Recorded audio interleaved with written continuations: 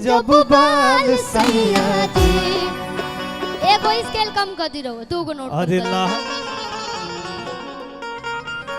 ज्यादा होता का कि झाड़स जब बाल सैया जी, झाड़स का माल सैया बगल से निकाल सैया जी, उड़ावस रुमाल सैया। ए भैया सब लोग हमार भाई लोग कलाकार लोग जुटल बा, केकरा केकरा लगे रुमाल बा? रुमाल ना होखे तो गमछियो उड़ा देवे के बा, अगर गमछियो ना होखे तो नोट उड़ा देवे के बा। बानू सिल्वी कि झारस जब बाल सैया झाड़स का माल सैया जी, झारस जब बाल सैया जी, झाड़स का माल सैया जी।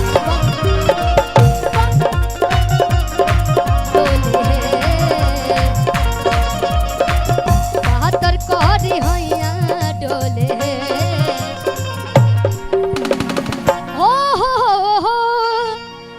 अरे नदिया के बीच जैसे नैया डोले ओ सही मोर सैया डोले,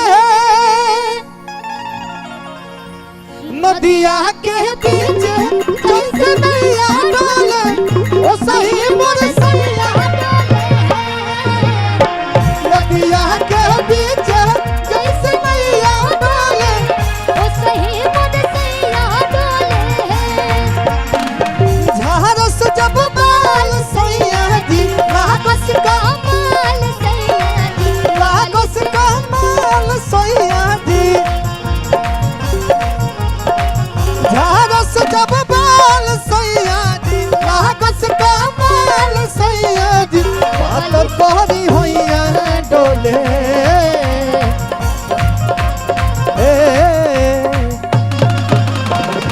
नदिया के बीच जैसे नैया डोले ओ सही मोर सैया डोले, नदिया के बीच जैसे नैया डोले ओ सही मोर सैया डोले।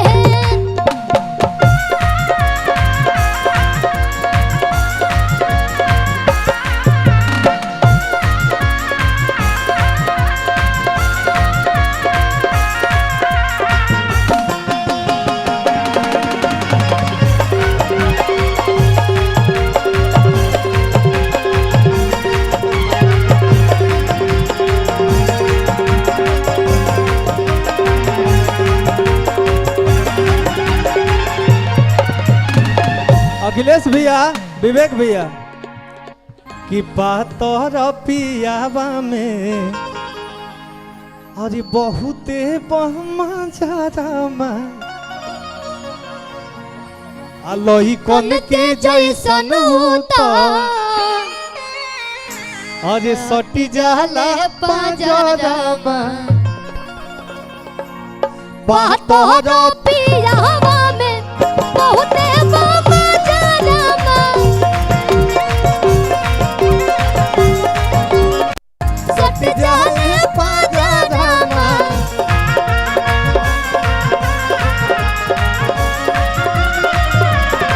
दादू साहब भन गुट खाना न सब पता ही करले, हमें बहुत दिल दारू तो हमरो भला ही करले। आज पलंग के पलैया डोले आज पलंग के पलैया डोले नदिया के बीच जैसे नैया डोले ओ सही मोर सैया डोले नदिया के बीच जैसे नैया डोले ओ सही मोर सैया डोले।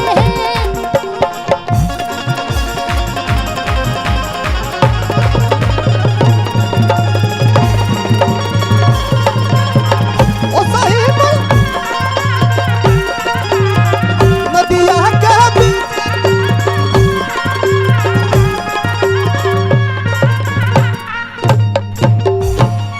एक बार हमरा तरफ से एक छोटा सा अजीत भैया अजीत ओके भैया ओके कि ओके कान्हा पे धोके जब चले गो मछिया कि मनवा के भावे लपिया के मोछिया कि पाके उनका दूर भइल आज जिंदगी के सारा गम कि पियावा के मुस्की पे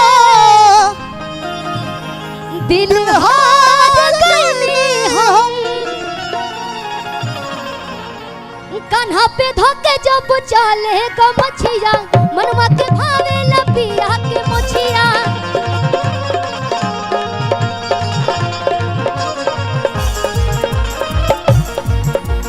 बाके उनके दूर भइल जिंदगी के सारा गम। ए भैया है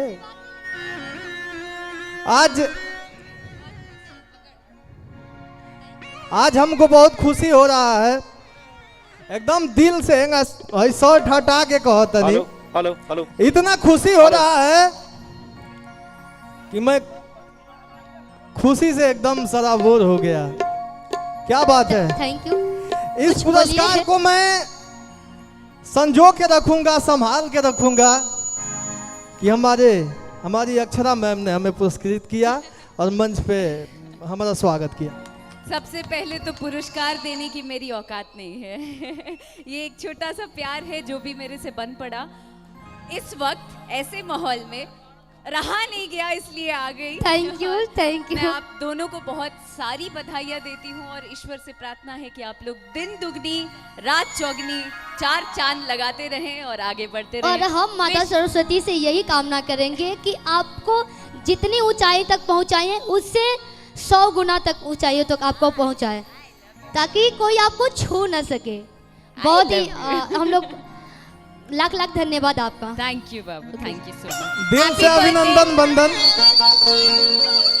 अरे के पियावा के मुस्की पे दिल हार गइली हम। क्या बात है। अरे सैया मारे ला गड़हिया में गड़हिया मछरी। एफ शार्प लगाई तो